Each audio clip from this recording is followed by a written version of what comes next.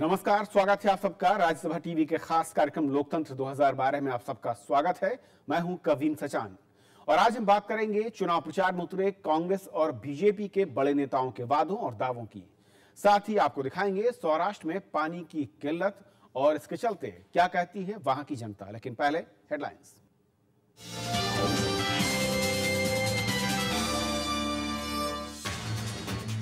सोनिया गांधी ने राज्य सरकार पर केंद्र से भेजे गए पैसे खर्च न करने का लगाया आरोप। कहा, बीजेपी कर रही है जनता से खोखलेबाजी।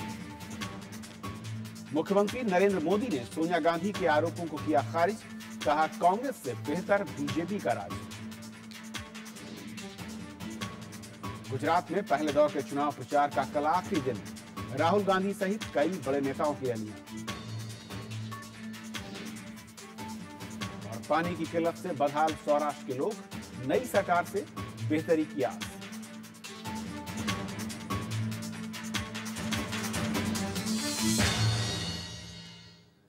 कांग्रेस अध्यक्ष सोनिया गांधी ने गुजरात के खेड़ा और पाटन जिले में आज चुनावी रैलियों को संबोधित किया। सोनिया गांधी ने बीजेपी सरकार के राज में हुए राज्य के विकास को नाकाफी करार देते हुए कहा कि बीजेपी सरकार की नीतियां जनविरोधी हैं। सोनिया गांधी जैसे ही मंच पर पहुंची, डकोर की जनता ने उनका जोरदार स्वागत किया। बड़ी तादाद में पहुंचे समर्थकों से सोनिया गांधी ने कांग्रेस को सत्ता तक पहुंचाने की अपील की। उन्होंने कहा कि गुजरात में विकास की आधारशिला कांग्रेस ने रखी है। वडोदरा और नंदेश्वरी में आरटीसीएल, ओएनजीसी हो, हलोल में कार उद्योग हो और विद्यानगर में बेहतरीन शिक्षा अभियान हो। इसी क्षेत्र में सहकारिता और श्वेत क्रांति का उदाहरण अमूल है। इन सब की स्थापना कांग्रेस सरकार के जमाने में हुई है। इस मौके पर सोनिया गांधी ने केंद्र सरकार की उपलब्धियां गिनाई। उन्होंने कहा कि मनरेगा, आरटीआई और शिक्षा के अधिकार के जरिए देश की जनता मजबूत हुई है। गुजरात की बीजेपी सरकार पर उन्होंने आरोप लगाया कि केंद्र के फंड को उसने गलत तरीके से इस्तेमाल किया है। ये लोग अपने काले कारनामों को छिपाने में माहिर है। जिनके खिलाफ सबूत है, उन पर भी कार्रवाई नहीं हो रही है। और आप सब जानते हैं कि भाजपा की यही पुरानी आदत है, आरोपियों को बचाना और बेगुनाहों को फंसाना। सोनिया गांधी ने कहा कि 1,40,000 शहरी गरीबों को मकान बनाने के लिए केंद्र ने पैसे दिए, लेकिन राज्य सरकार महज 50,000 मकान ही बना पाई। उन्होंने कहा कि बीजेपी जनता को मकान देने का वादा करके उन्हें बरगला रही है। मैं पूछना चाहती हूँ, आपको किस मुंह से 50 लाख मकान देने का वादा कर रहे हैं? सिर्फ आपको गुमराह करने के लिए, सिर्फ आपको दोबारा धोखा देने के लिए कर रहे हैं। और ये वादा कर रहे हैं, ये खोखला वादा है। आपको ये याद रखना चाहिए, उनके वादे खोखले हैं, झूठे हैं। कांग्रेस ने प्रचार के आखिरी दौर में पूरा दम झोंक दिया है। सोनिया गांधी ने जहां रैली की, उन जिलों में गुरुवार को चुनाव होने हैं। कांग्रेस महासचिव राहुल गांधी भी पार्टी के लिए प्रचार करने कल गुजरात पहुंच रहे हैं। Bureau report, Rajya Sabha TV. तो सोनिया गांधी की इस रैली पर और बातचीत करने के लिए हमारे साथ फोन लाइन पर हैं डॉक्टर मनीष दोशी, जो कि कांग्रेस के प्रवक्ता हैं। इस वक्त हमारे साथ जुड़ रहे हैं फोन लाइन पर अहमदाबाद से। मनीष जी, जिस अंदाज में सोनिया गांधी ने राज्य सरकार पर हमला बोला है, क्या आपको लग रहा है कि इसका व्यापक असर पहले दौर की उन सीटों पर नजर आएगा और जो कार्यकर्ता हैं उनका मनोबल कहीं इस रैली के साथ दोगुना हो चुका है? इतना निश्चित मैं कह सकता हूं, सोनिया जी हमारी राष्ट्रीय अध्यक्षा है, तो निश्चित तौर पे हमारे सबके लिए, सभी कांग्रेस के कार्यकर्ताओं को दिशा निर्देश मिलने के बाद एक नया जोश और जुस्सा आया है। साथ साथ में आम लोगों को भी सोनिया जी की छवि जो आम लोगों के बीच में है, वो भी एक बहुत त्याग की मूर्ति के, बलिदान की मूर्ति के रूप में है। एक तरफ आप देखते हो कि भाजपा के सभी लोग अपनी खुशी टिकाने के लिए और खुशी पाने के लिए कैसे प्रपंच रचते हैं, और दूसरी तरफ सोनिया जी ऐसी व्यक्तित्व है जिसने अपने पास देश के सर्वोच्च पद, वड़ा प्रधान का पद ठुकरा के इस पद की गरिमा को नहीं बल्कि एक नारी शक्ति को भी इतना बड़ा उदाहरण दिया है। आपने देखा होगा सोनिया जी ने जिस बात रखी है गुजरात के सामने, आज 2 साल से गुजरात में जिस तरीके से माहौल बनाया है कांग्रेस ने जो बात रखी अपने वादे में, अपने चुनावी मैनिफेस्टो में कि हम लोगों को घर का घर देंगे। भाजपा के पास कोई ठोस वजह नहीं थी, भाजपा 11 साल में कुछ नहीं दे सकी, लोगों को छीनने का काम भाजपा ने किया है। कांग्रेस ने लोगों के बीच में जाके महिलाओं के नाम पे घर का घर देने का पक्का निर्धार किया है। मनीष, लेकिन सवाल यही है कि क्या कांग्रेस के कार्यकर्ता अपने आला नेताओं की इस बात को और इस जनता के इस दर्द को जनता को समझाने में कामयाब हो पा रहे हैं? पक्का इस बात को आप देखते हो कि सोनिया जी की सिद्धपुर की मीटिंग में ये जो बड़ी जनसभाएं थी, लाखों लोग आ गए। जिस तरीके से डाकोर में लाखों लोग आए, केशोद में इसके पहले राजकोट में सोनिया जी आई। सोनिया जी के आने से कार्यकर्ताओं में एक जोश है। आने वाले पहले चरण के चुनाव में जब 13 तारीख को होगा, आपको निश्चित तौर पे मिलेगा, क्योंकि सोनिया जी जो बात कर रहे हैं वो एकदम सरलता से, सादगी से लोगों के बीच में रख रहे। आज सोनिया जी महिलाओं में, बच्चों में, युवाओं में, विद्यार्थियों में, सबके लिए एक सम्मान की प्रतीक बने हैं। वो राजनीति करते हैं, वो जो भी करते हैं वो इस बात का चुनावी खोखले वादे नहीं होते। इसके नेतृत्व में पूरे देश ने देखा है कि चाहे वो फूड सिक्योरिटी का बिल हो, चाहे माहिती अधिकार कानून हो, चाहे ग्रामीण रोजगार अधिकार हो, चाहे शिक्षा का अधिकार हो, सभी बात हमने यूपीए अध्यक्षा श्रीमती सोनिया गांधी के मार्गदर्शन के नेतृत्व से डॉक्टर मनमोहन सिंह की सरकार ने जो वादे किए उसका कानून का स्वरूप दिया। चले मनीष, भाजपा जो बात कर रही है वो जमीनी हकीकत नहीं होती है। चले, बहुत बहुत शुक्रिया फिलहाल हमसे बातचीत करने के लिए आपका। और इसके साथ ही कह सकते हैं कि जो चुनावी चौसर है, यहाँ पर काफी ज्यादा इस वक्त एडी चोटी का जोर लगा रहे हैं। आर.के. मिश्रा हमारे साथ वरिष्ठ पत्रकार हैं, फोन लाइन पर हैं। मिश्रा जी, जिस अंदाज में आज सोनिया गांधी ने हमला बोला है और राहुल गांधी की रैलियां वहां पर शुरू हो रही हैं, तो पहले दौर में अगर बात करें, असल में अब तक क्या बड़े चुनावी मुद्दे आपको लग रहा है जो जनता के जहन में है और जिनको लेकर जनता इस बार मुखर होगी वोटिंग के जरिए? बड़े चुनाव मुद्दे अपनी अहमियत रखते हैं, खास तौर से इस संदर्भ में कि केंद्र बनाम राज्य वाला मामला हो गया है। राज्य ये कह रहा है कि केंद्र हमारी तरफ ध्यान नहीं दे रहा है और केंद्र अपना पक्ष रख रहा है कि भाई हमने काफी मदद दी है, लेकिन उसका जो है उपयोग ठीक से नहीं हो रहा है। और उसमें सोनिया जी ने पहली बार जो है आज उनको नरेंद्र मोदी जी को टारगेट किया। उनकी कॉन्स्टिट्यूएंसी को नाम नहीं लिया उन्होंने, लेकिन उनकी कॉन्स्टिट्यूएंसी में 16% केंद्र से आने वाले फंड्स उसमें यूज हो रहे हैं। इस बात को उन्होंने दोहराया है। मतलब अब आखिरी चरण में काफी गहमा-गहमी और सामने मुद्दों का अटैक हो रहा है। चलिए विषय जी, हमारे साथ रहिएगा, आपका लौटूंगा। उससे पहले बता दूं कि गुजरात चुनाव में जीत के लिए कांग्रेस जहां एडी चोटी का जोर लगा रही है, प्रदेश कांग्रेस के कई नेता लगातार रैलियां कर रहे हैं। इसी कड़ी में भरूच में जिले में कांग्रेस महासचिव अहमद पटेल ने एक रैली की। उन्होंने मुख्यमंत्री नरेंद्र मोदी पर सुल्तान की तरह काम करने का आरोप लगाया। अहमद पटेल ने कहा कि कांग्रेस हमेशा लोकशाही की हिमायती रही है। उन्होंने ये भी कहा कि मोदी केंद्र की योजनाओं को अपनी योजना बताकर वाहवाही लूट रहे हैं।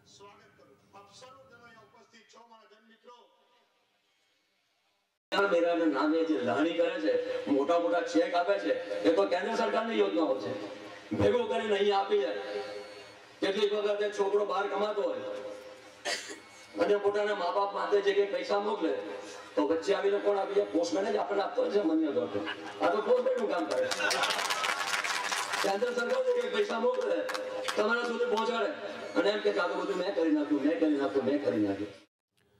वहीं दूसरी ओर गुजरात के मुख्यमंत्री नरेंद्र मोदी ने आज 7 जगहों पर चुनावी रैलियां की। पाटन की रैली में मोदी ने कांग्रेस पर राज्य के विकास पर ध्यान न देने का आरोप लगाया। मोदी ने जनता से बीजेपी उम्मीदवारों को जिताने की अपील की। गुजरात में पहले दौर के लिए चुनाव प्रचार खत्म होने में सिर्फ एक दिन रह गया है, लिहाजा सत्ताधारी दल बीजेपी ने भी प्रचार में पूरी ताकत झोंक दी है। मुख्यमंत्री नरेंद्र मोदी ने 7 जगहों पर रैली के अलावा 3D टेक्नोलॉजी के जरिए एक साथ 53 स्थानों पर सभा को संबोधित किया। पाटन में मोदी ने कांग्रेस पर आरोप लगाया कि 40 साल के शासन में उसे गुजरात के विकास पर ध्यान नहीं दिया। કોંગ્રેસમાં મંત્રીઓ પણ હતા.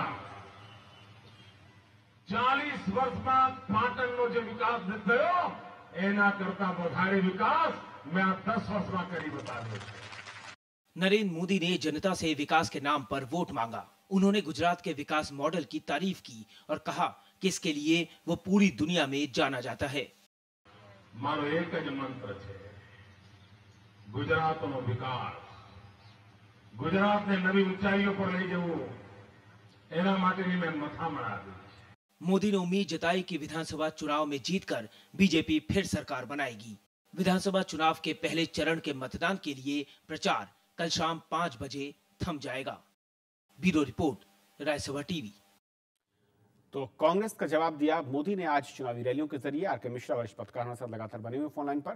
अब मिश्रा जी, जिस अंदाज में कहा जा रहा था विकास बड़ा चुनावी मुद्दा है और शायद इसीलिए जो आपने पहले बात कही कि राज्य बनाम केंद्र की विकास योजनाओं को लेकर अब आरोप लग रहे हैं, वही चीज हो। गुजरात में नरेंद्र भाई जो हैं, नरेंद्र मोदी जी जो हैं, वो विकास के मुद्दों को लेकर के चल रहे हैं, क्योंकि अगर ये मुद्दे से वो अगर हटते हैं तो उन पर और बहुत सी इशू में उनको काफी कुछ फेस करना पड़ेगा। लिहाजा उनके लिए सॉफ्ट हिंदुत्व और विकास, इसका कॉम्बिनेशन को लेकर के वो केंद्र की या कांग्रेस के अटैक को ब्लंट करने की कोशिश कर रहे हैं। और जिस अंदाज में उन्होंने अब आरोप लगाए हैं और असल में चुनावी माहौल में जिस तरह के आरोप लगते हैं, क्या वाकई जो वोटर, जो जनता है, वो उन आरोपों को उतनी गंभीरता से लेती है? हाँ, उसको मतलब वो सोचने पर, इस वक्त में, ऐसे वक्त पे जब कोई चीज आती है और तथ्यों के साथ बात किए जाते हैं, तो चाहे वो सोनिया गांधी उठाएं या वो नरेंद्र मोदी उठाएं, उन मुद्दों पर थोड़ा रुककर विचार जरूर किया जाता है। और यहाँ पर विशा जी एक आखिरी सवाल आपसे कि असल में जो पहले दौर की सीटें हैं, क्या अभी भी आपको यही लग रहा है कि आमने सामने की लड़ाई है, या फिर जो तीसरी ताकतें हैं, छोटे दल हैं, वो कहीं न कहीं दोनों बड़े दलों के लिए मुसीबतें खड़ी कर सकते हैं? वो तो है ही। देखिए, वही कारण है कि बहुत से और चीजें जो नरेंद्र मोदी जी करना चाहते थे, वो इस बार उन्होंने नहीं किया। साफ ये है कि किसी मुस्लिम को टिकट नहीं मिला, वो जरूर देते। वो कम से कम 3-4 लोग आइडेंटिफाई करे बैठे थे जिनको वो देना चाहते थे, लेकिन केशु भाई के मैदान में उतरने की वजह से और उससे जो रियलाइजेशन होता है कि भाई ये उनके हिंदुत्व वोट बैंक में डाल सकते हैं, एक विक्षेप डाल सकते हैं और उसमें से दे जा सकते हैं, इस वजह से उन्होंने वो नहीं किया। इसी तरह से जो वो तकरीबन 50% बदल देते हैं अपने एमएलए एंटी इनकम्बेंसी से डील करने के लिए, वो नहीं किया। इस बार तकरीबन पूरी की कैबिनेट वैसे ही है, ज्यादातर एमएलए रखे गए। यानी कहा जाए कि पहले दौर में जो सीटें हैं, चीज को हिलाना डुलाना नहीं चाहते थे, इक्विलिब्रियम मेंटेन करके और चलना चाहते थे, और यही वजह है कि इस बार हुआ है। छोटे दलों का जो कह सकते हैं, उनका जो खाका तैयार दिख रहा है और जो ताकत उनकी बढ़ती दिख रही है, उसके चलते रणनीति बदलने को मजबूर हुए हैं दोनों ही बड़ी पार्टियां। छोटा सा ब्रेक, वापस लौटेंगे कुछ और चुनावी खबरों के साथ।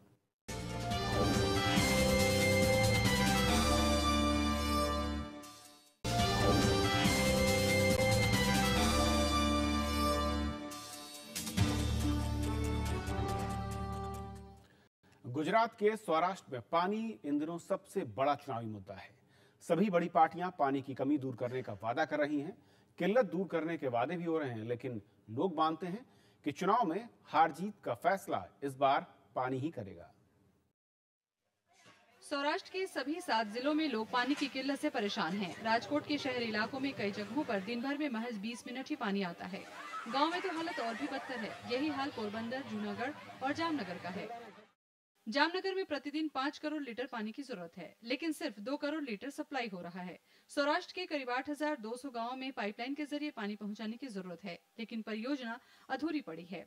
इस बार सौराष्ट्र और कच्छ में सामान्य से 82% कम बारिश हुई है, जिसका असर खरीफ फसलों पर पड़ा है। स्थानीय लोगों का कहना है कि 1 दशक पहले हालात ठीक थे, लेकिन अब जलस्तर काफी नीचे जा चुका है। सरदार सरोवर बांध से 18.5 लाख हेक्टेयर जमीन की सिंचाई का लक्ष्य पूरा नहीं हो पाया है। महज 2.5 लाख हेक्टेयर भूमि तक ही पानी पहुंच रहा है। तो वहीं नर्मदा बांध परियोजना के अलावा कल्पसार परियोजना पर काम चल रहा है, लेकिन इससे लोगों की जरूरतें पूरी नहीं हो रही। नर्मदा नहर को 75,000 किलोमीटर तक ले जाने का प्रस्ताव है, जो अब तक महज 20,000 किलोमीटर तक ही पहुंच पाया है।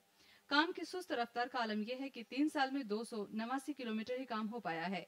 गुजरात सरकार के मुताबिक अब तक इस परियोजना पर 24,000 करोड़ रुपए खर्च हो चुके हैं। सौराष्ट्र और कच्छ को मिलाकर विधानसभा की 54 सीटें हैं, लिहाजा राजनीतिक पार्टियों ने घोषणा पत्रों में पानी को काफी तवज्जो दिया है। कांग्रेस ने पानी से जुड़ी नई परियोजनाएं शुरू करने का वादा किया है, तो सत्ताधारी बीजेपी ने नर्मदा योजना जल्द पूरा करने की बात कही है। गुजरात परिवर्तन पार्टी ने जल क्रांति का भरोसा दिलाया है। Bureau report, Rajya Sabha TV. तो इलाके के लिए पानी के साथ साथ खेती में भी जो जुड़े लोग हैं उनके लिए भी कई समस्याएं हैं, और इन समस्याओं के हल करने के लिए नवसारी कृषि विश्वविद्यालय अहम माना जाता है। और असल में इलाके में किस तरीके से यहाँ पर काम हो रहा है खेती को लेकर, इसके बारे में खास बातचीत की हमारे सहयोगी अरविंद कुमार सिंह ने नवसारी कृषि विश्वविद्यालय के कुलपति AR पाठक से।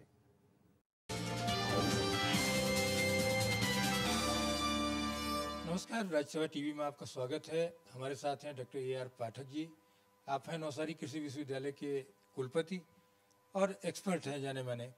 सर, आप यहाँ जो है कृषि विश्वविद्यालय के वाइस चांसलर हैं, तो हम आपसे जानेंगे सर कि क्या चैलेंजेज हैं और इन चैलेंजेज के बीच में क्या ऐसी उपलब्धियाँ हासिल हुई हैं। नेचुरल रिसोर्स मैनेजमेंट ये मेन चुनौती है, और नेचुरल रिसोर्स मैनेजमेंट में हम देखा जाए तो ज़मीन की जो प्रोडक्टिविटी मेंटेन करना, और हमारे यहाँ एक तो 1600 किलोमीटर गुजरात का ये सी शोर है, तो वो जो दरिया किनारा है, और उसी से जो अंडरग्राउंड वाटर है वो भी इतना अच्छा नहीं है।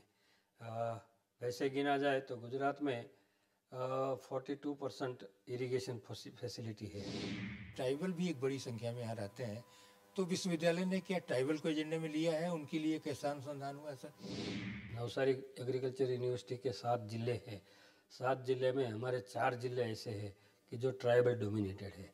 3 साल पहले 2008 में हमने डेडियापाड़ा नर्मदा में और वघई में एक पॉलिटेक्निक की स्थापना की थी, और इस साल से हमने एग्रीकल्चर कॉलेज वहाँ वघई में बनाई और इंजीनियरिंग कॉलेज डेडियापाड़ा में बनाई, जिससे कि ट्राइबल के जो यूथ है उन यूथ को और उस नौजवानों को ये अपने घर पे ही ये एग्रीकल्चर की शिक्षा का एक मौका मिले, वो हमने एक प्रयत्न किया है। दूसरी बात है, उनका जो भी क्रॉप्स है, जैसे कि उन लोगों को मेजर क्रॉप है, नागली है, पैडी है, तो उसके लिए हमने बहुत अच्छी सी 2-3 किस्में दी है। कुछ और बेहतरी हो सके इसके लिए जो है केंद्र, राज्य सरकार और जो फार्मर कम्युनिटी है, क्योंकि बगैर उसके तो हो नहीं सकता, क्योंकि एक ही कृषि वैज्ञानिक या अनुसंधान करता अगर कुछ करता भी है तो ज़मीन पर ले आना तो और सरकारों का काम होता है जो है, क्योंकि आप तो अच्छी से अच्छी सीट दे सकते हैं। तो क्या कुछ ऐसा किए जाने की ज़रूरत है अभी आपको? आजकल एग्रीकल्चर एजुकेशन में पूरे देश में देखा जाए तो 20 से 25 हज़ार ग्रेजुएट निकलते हैं, वो इतने कम हैं। एक तरफ इतने एग्रीकल्चर ग्रेजुएट कम निकलते हैं, दूसरी तरफ हम देखा जाए तो हमारे पूरे देश में ये 58 to 60% are depending only on agriculture. तो एग्रीकल्चर एजुकेशन को बढ़ावा होना चाहिए। तो सरकार की तरफ से हमें 4 यूनिवर्सिटी हैं गुजरात की, तो 4 यूनिवर्सिटी में बहुत ही छूट दी गई और सेंक्शन भी किया। हमारे यहाँ हमने नवसारी में 2 एग्रीकल्चर कॉलेज, एक पॉलिटेक्निक, एक इंजीनियरिंग कॉलेज और एक बायोटेक्नोलॉजी कॉलेज, क्योंकि बायोटेक्नोलॉजी आजकल बहुत ही इम्पोर्टेंस हो गया है। केंद्र का जो RKY प्रोजेक्ट जो आया है, वो RKY प्रोजेक्ट ऐसा प्रोजेक्ट है कि जिससे हम गांव-गांव तक पहुंच गए हैं। हमें कई योजनाएं मिली, जो कि हमारी जो भी सुविधाएं हमने तकनीकी निकाली थी, वो तकनीकी पूरी हम लेके वो गांव में हम क्लस्टर पे अप्रोच पे दे रहे हैं, उससे कि एक पूरा एरिया उससे प्रभावित होता है और वो कर रहा है। कार्यक्रम ऐसा है कि एक कार्यक्रम से ही सुधार हो सकता है। रिसर्च में हमने एक थोड़ा सा छोटा सा एक स्टडी कराया कि 1 रुपया हम खर्चते हैं तो कितने रुपये का हमें एडवांटेज मिलता है। तो हमने थोड़ा सा वो 20-25 साल का वो डेटा कलेक्ट करके किया तो पब्लिक सेक्टर 1 रुपया खर्चता है तो उससे 7 रुपया का पब्लिक को फ़ायदा होता है, मतलब कि 1:7। तो ये तो बहुत बड़ी बात है कि रिसर्च में जितना हम इनपुट दे, जितना हम कर पाए, उतना फार्मर्स को ही फ़ायदा होने वाला है।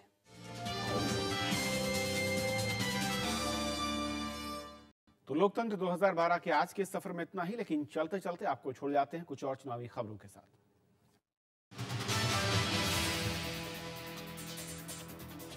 चुनाव आयोग ने दास कोरई से बीजेपी उम्मीदवार बाबू जमुना दास पटेल को कारण बताओ नोटिस जारी किया है।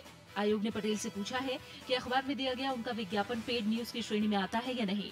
इसके अलावा साबरमती से बीजेपी उम्मीदवार अरविंद पटेल की एक गाड़ी आयोग ने सीज कर ली है। आयोग के दिशा निर्देश के मुताबिक हर उम्मीदवार प्रचार अभियान में 3 गाड़ियों का इस्तेमाल कर सकता है, लेकिन अरविंद पटेल 4 गाड़ियों का इस्तेमाल कर रहे थे।